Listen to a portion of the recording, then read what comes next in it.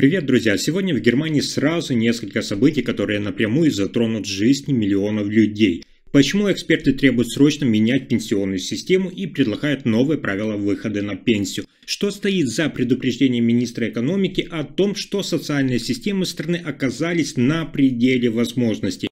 Почему во Франкфурте вводят необычные ограничения из-за маленького насекомого? И как рекордный набор в армию, масштабная реконструкция железной дороги и изменения в системе Бюргергельд повлияют на ближайшие годы? Все самое важное коротко и по порядку. Начнем.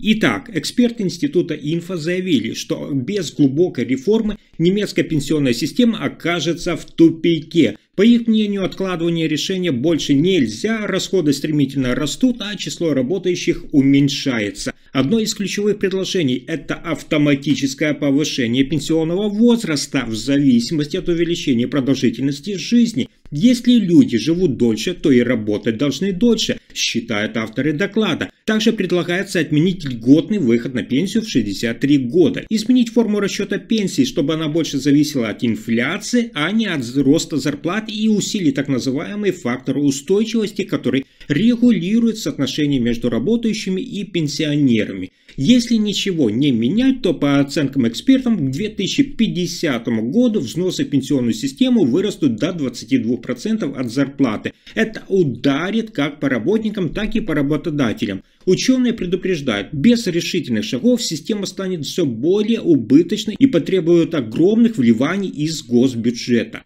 Дальше новости социальной политики Германии. Министр экономики Катарина Райхе предупредила, что социальная система страны находится под растущим давлением и приближается к критическому моменту.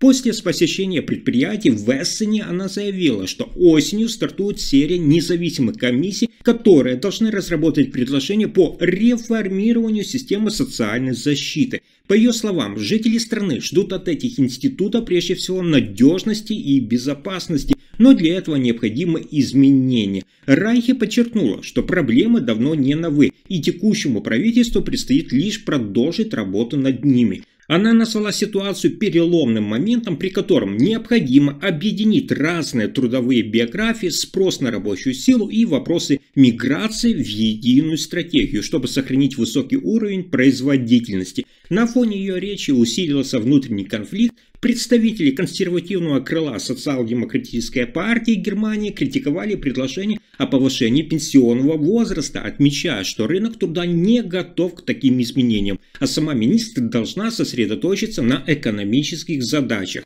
Финансовый министр отказался от идеи автоматического увеличения возраста выхода на пенсию, заявив, что такой вопрос уже был урегулирован в коалиционных переговорах. Таким образом, тема реформы социальной системы, включая пенсионную, станет ключевой осенью. Решения, которые предложат комиссии, могут определить направление политики на годы вперед и накладывают ответственность на правительство сохранить баланс между надежностью соцобеспечения и устойчивостью экономики. А теперь важное событие в одной из земель Германии. Город Фрайнбург в земле Баден-Вюртемберг стал первой крупной немецкой столицей, где введены ограничения в связи с угрозой распространения японского жука-вредителя. В северной части города, в так называемой зоне заражения, запрещена поливка газонов и зеленых участков в летние месяцы. Кроме того, строго ограничен любой вывоз растений и почвы из этой территории. Причина – это обнаружение большого количества этих насекомых рядом с грузовым вокзалом. Предполагается, что жуки могли быть случайно завезены в город.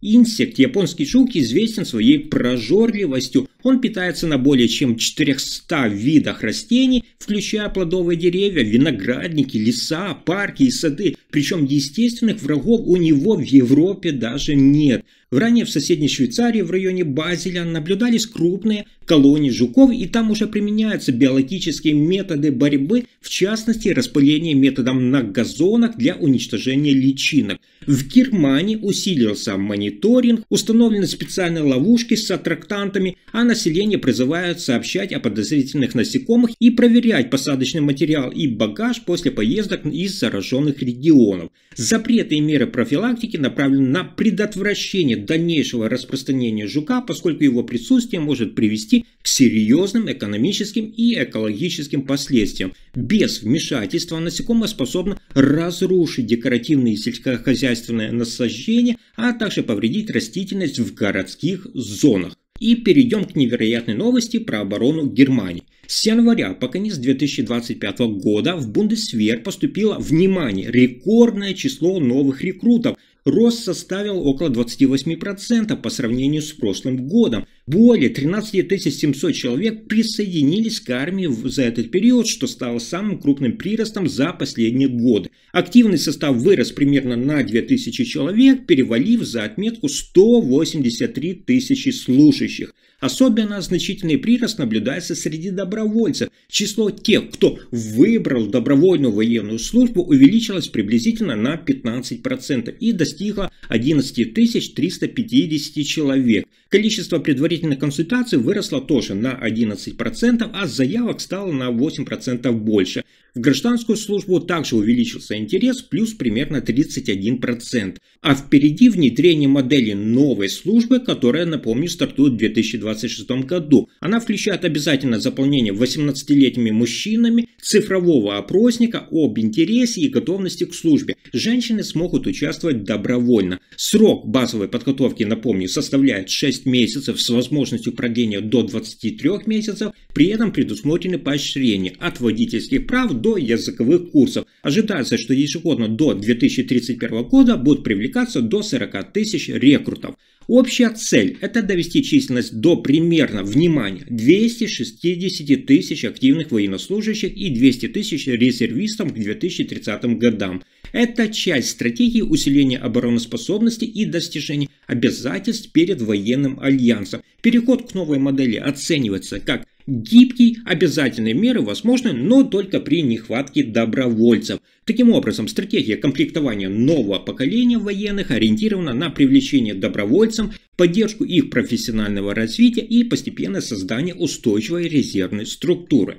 Дальше новость, которая затронет многих граждан Германии. С 1 августа 2025 года до 30 апреля 2026 года железнодорожное сообщение между Гамбургом и Берлином будет полностью приостановлено для проведения масштабной генеральной реконструкции линий. Это один из самых загруженных маршрутов страны. Ежедневно его используют около 30 тысяч пассажиров и до 470 поездов. В ходе ремонтных работ планируется полностью заменить, внимание, 165 километров путей, восстановить еще 61 километр и установить 249 стрелок, модернизировать целых 28 станций, построить 6 новых и обновить 19 действующих блокпостов. Перекладка на цифровую систему управления отложена на будущее. Поездки в дальнем следовании пройдут по объездным маршрутам через Штедаль и Ульзен.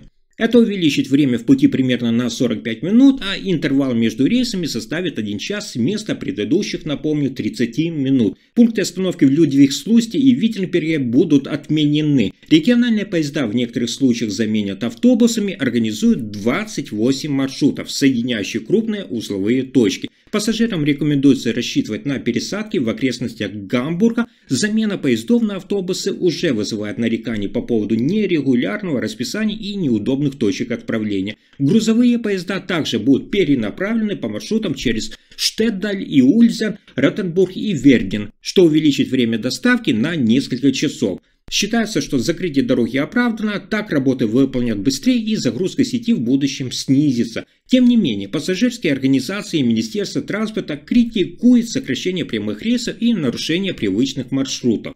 А теперь новости о реформах социальных пособий в Германии. В 2026 году Джоб-центр получит дополнительные ресурсы. На меры по интеграции в рабочую силу будет выделено, внимание, на 600 миллионов евро больше, чем в 2025 году. Об этом заявил глава Федерального агентства по труду, объясняя, что цель – это направить людей в работу и таким образом сократить выплаты по гражданскому доходу. Введенный бюджет на интеграцию составит 4,7 миллиарда евро, что на 1 миллиард больше, чем в 2024 году. Несмотря на рост бюджетного объема для Джоб-центра, государственные расходы на сам Бюргергельд, это социальный доход, в 2026 году планируется немного сократить. На поддержку жизненного уровня и оплату жилья предусматривается 41,5 миллиарда евро. евро, что на 1,55 миллиарда меньше, чем в текущем году. В совокупности с активной программой и административными затратами по системе поддержка суммы составит около 51 миллиарда евро, что на 950 миллионов меньше, чем в 2025 году. Глава агентства предупреждает, что ситуация на рынке труда остается неблагоприятной, а эффект от инвестиций и интеграции может появиться не сразу. Только при реальном увеличении числа трудоспособных можно будет оценить реальность плановых сбережений в системе Бюргергельд. Таким образом, бюджет на 2026 год нацелен на реструктуризацию, то есть сокращение пассивных выплат и увеличение активных мер по трудоустройству. Впрочем, успех зависит от эффективности программ и экономического климата. Давление на джоб-центр все-таки сохраняется и перспективы остаются неопределенными. Если информация оказалась полезной, ставьте лайк, подписывайтесь на канал и делитесь этим видео. Спасибо за просмотр.